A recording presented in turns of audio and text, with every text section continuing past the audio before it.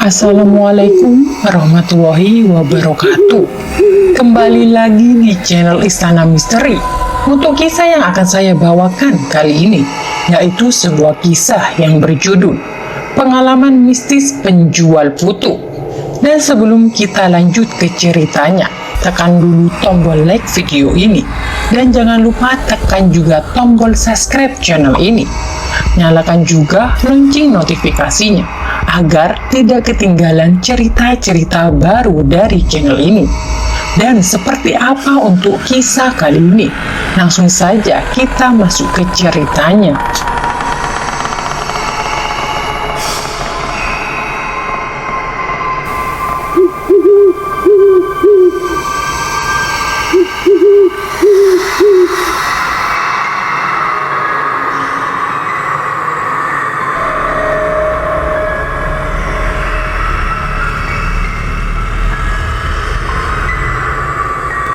Suatu hari, seorang pemuda bernama Mas Aku memutuskan untuk mencari pekerjaan. Namun dengan hanya memiliki ijazah SD, dia merasa kesulitan menemukan pekerjaan yang sesuai. Setelah berpikir panjang, Mas Aku memutuskan untuk ikut pamannya yang memiliki usaha berjualan kue putu. Dengan semangat, Mas Aku memulai hari-harinya berkeliling menjajakan kue putu. Alhamdulillah, saya punya usaha sendiri, kata Mas Aku dengan bangga ketika ditanya apakah dia bekerja untuk orang lain atau memiliki usaha sendiri. Setiap hari, Mas Aku berkeliling mulai dari jam 3 sore hingga tengah malam, kadang bahkan sampai jam 12 malam. Biasanya, dalam sehari saya bisa membawa pulang sekitar Rp300.000 sampai Rp350.000. Tetapi itu masih kotor, belum dipotong biaya belanja, ujar Mas Aku. Harga kue putu yang dijualnya cukup terjangkau, hanya Rp1.000 per biji, sama seperti harga kue klepon. Orang-orang dewasa yang lebih banyak membeli, tetapi anak-anak juga kadang-kadang membeli, jelas Mas Aku. Daerah yang dijangkau Mas Aku cukup luas, mulai dari daerah tempat tinggalnya hingga ke Pamulan Sare. Meskipun perjalanan berjualan cukup melelahkan, Mas Aku tetap bersemangat karena usaha ini adalah jalan untuk meraih penghasilan yang halal dan mencukupi kebutuhan sehari-hari. Mas Aku berbicara tentang pengalaman mistis yang pernah dialaminya. Saya sering nongkrong atau mangkal di perempatan saat malam minggu, katanya.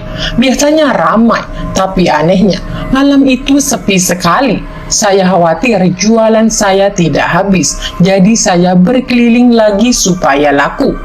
Ketika sedang berkeliling, tiba-tiba ada seorang perempuan memanggilnya dan ingin membeli 150 biji kue putu. Mas Aku merasa senang sekali dan menjawab, "Maaf Mbak, kuenya tinggal 40-an, tidak ada 150 biji." Perempuan itu berkata, "Ya sudah Bang, tidak apa-apa, bikinkan saja." Mas Aku pun segera membuatkan kue putu satu persatu. Setelah selesai, ia memberikan kuenya kepada perempuan itu. Ketika perempuan itu memberikan uang Rp100.000, dia berkata, "Mas, kembaliannya tidak usah, buat Mas saja." Mas Aku merasa sangat berterima kasih dan mengucapkan, "Oh iya Mbak, terima kasih banyak." Setelah perempuan itu pergi melewati Mas Aku, tercium aroma wangi bunga seperti bunga kuburan Kamboja. Bau wangi itu sangat kuat, tapi setelah perempuan itu berjalan menjauh, saya melihat punggungnya bolong seperti sundel bolong, kata Mas Aku dengan suara gemetar. Setelah kejadian itu, Mas Aku langsung lari sambil mendorong gerobaknya secepat mungkin. Ia sampai tidak sadar terhantam besi-besi di sekitar jalan. Kakinya terasa sakit sekali, tapi dia terus berlari. Setelah kejadian itu, selama seminggu, jualan saya selalu habis, ujar Mas Aku. Ketika ditanya di mana kejadian itu terjadi, Mas Aku menjelaskan, kejadian itu terjadi di daerah Muncul, di sebuah perkampungan yang sepi. Itu sekitar pukul 10.30 malam, jadi memang tidak terlalu larut malam. Mas Akum juga ditanya apakah kejadian seperti itu sering terjadi di lokasi tersebut. Ini baru pertama kali saya mengalami hal seperti ini di daerah tersebut. Jadi saya tidak tahu sebelumnya, jawabnya.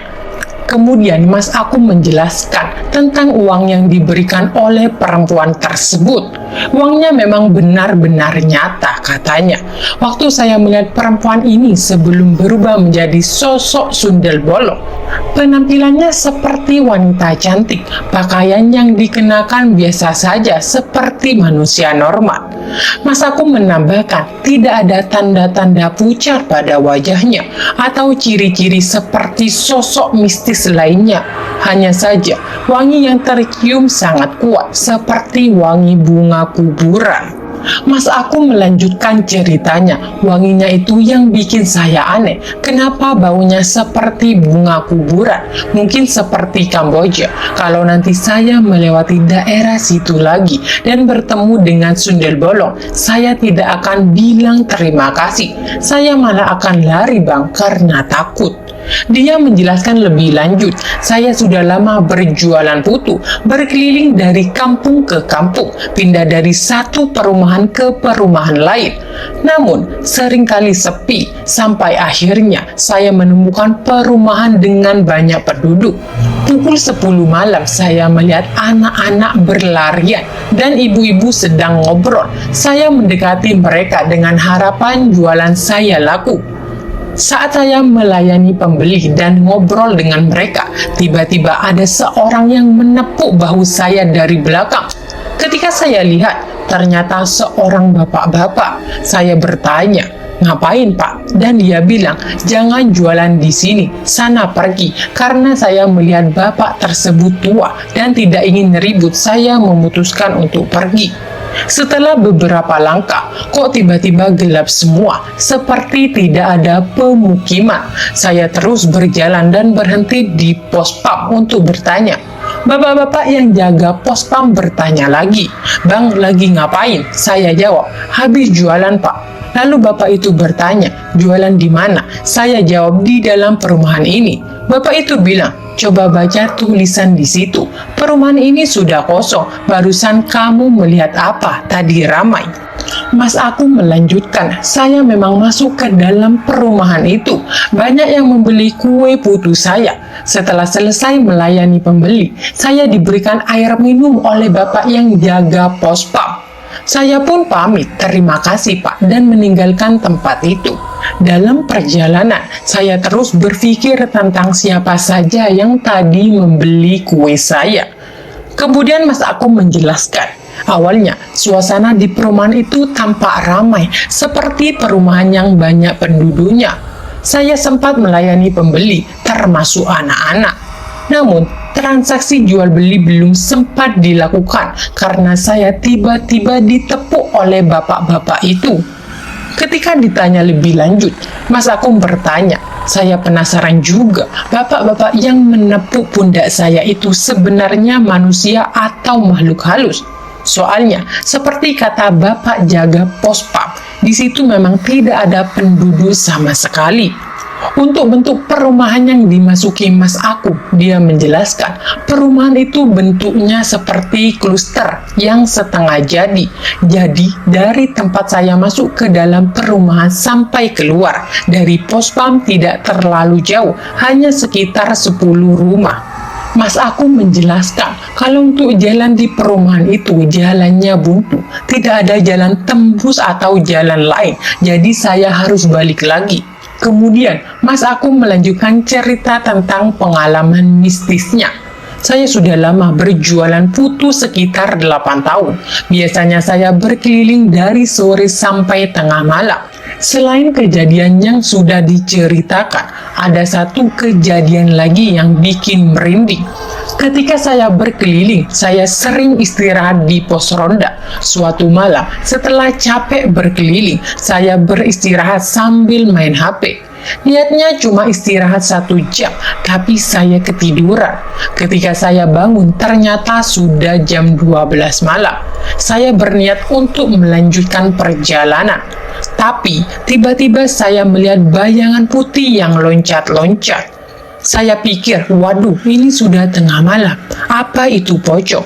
Bayangan itu semakin lama semakin mendekat dan loncat-loncat seperti pocong. Ketika saya melihat lebih jelas, ternyata benar pocong. Wajahnya gosong dan kain kafannya bercampur tanah, seperti pocong yang sudah lama dikubur. Saya sangat ketakutan dan akhirnya pingsan di tempat itu. Ketika saya bangun, pocong itu masih berdiri sekitar 10 meter dari saya. Tetapi kemudian kabur. Dengan tubuh yang masih lemas, saya berusaha mendorong gerobak dan segera kabur. Setelah kejadian itu, saya pulang dan bercerita kepada abang saya tentang kejadian tersebut. Abang saya mengatakan bahwa kampung tempat kejadian itu dikenal angker dan berada di samping kuburan. Katanya ada seorang ibu hamil yang meninggal di situ dan mayatnya masih ada di situ sampai sekarang. Itu mungkin penyebab kenapa tempat itu angker. Ternyata banyak hantu yang gentayangan di lokasi itu karena ada orang yang meninggal di sana. Jadi, memang lokasi itu tergolong angker, kata Mas Akum. Abang saya juga pernah mengalami kejadian serupa saat berjualan putu di tempat itu. Mas Akum melanjutkan, saya pingsan cukup lama, sekitar 1,5 jam. Ketika saya bangun, pocong itu masih berdiri di dekat pohon pisang. Namun setelah saya bangun, pocong itu tidak ada lagi. Tetapi saya masih melihatnya berdiri di sana sebelum akhirnya menghilang. Dia menambahkan, setelah kejadian itu, saya tidak berani lagi berkeliling ke daerah situ. Saya memilih untuk berjualan di tempat lain yang lebih aman. Mas Akum juga menceritakan kejadian lain. Ada satu kejadian lagi di kampung Benda Baru. Pada malam Jumat, saat gerimis, saya melewati kuburan dengan jalan yang rusak di sampingnya. Jalan di situ banyak ditumbuhi bambu.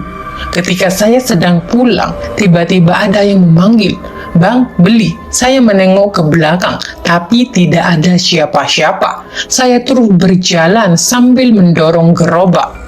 Mas Akum melanjutkan, saat itu saya yang memanggil saya, "Bang, beli." Adalah suara seorang wanita. Tak lama kemudian, tiba-tiba ada pohon kelapa yang jatuh dan terdengar suara debu. Ketika saya melihat hanya ada kepala dengan rambut panjang yang tergantung, saya langsung kabur sambil mendorong gerobak, merasa seolah kepala itu terus mengikuti saya. Ketika saya sampai di Masjid Baru, kepala itu masih mengikuti saya. Namun, setelah beberapa waktu, kepala itu menghilang. Kejadian ini sudah terjadi sekitar 3 tahun yang lalu, ujar Mas Akum. Dia menjelaskan lebih lanjut, jadi ada sosok kepala yang jatuh dari pohon kelapa. Hanya kepala saja yang terlihat dengan rambut panjang, sedangkan wajahnya tidak jelas. Mas Akum juga menceritakan pengalaman abangnya. Abang saya juga pernah mengalami kejadian seram. Suatu malam, saat abang saya berjualan putu dengan sepeda gerobaknya, dia merasa ada yang bonceng di gerobaknya, tapi dia tidak merasakannya. Tukang bakso yang kebetulan melihat kejadian itu melaporkan bahwa dia melihat ada kuntilanak yang bonceng di gerobak abang saya. Tukang bakso itu kabur setelah melihat kejadian tersebut dan baru keesokan harinya menceritakan hal itu kepada abang saya. Abang saya tidak merasakan apa-apa sama sekali, jadi terkejut mendengar cerita itu, tambah Mas Akum. Abang saya sudah berjualan putu selama hampir 10 tahun, jadi dia benar-benar tidak sadar jika ada makhluk halus yang ikut bonceng di gerobaknya. Tukang bakso lah yang melihat kejadian itu, katanya.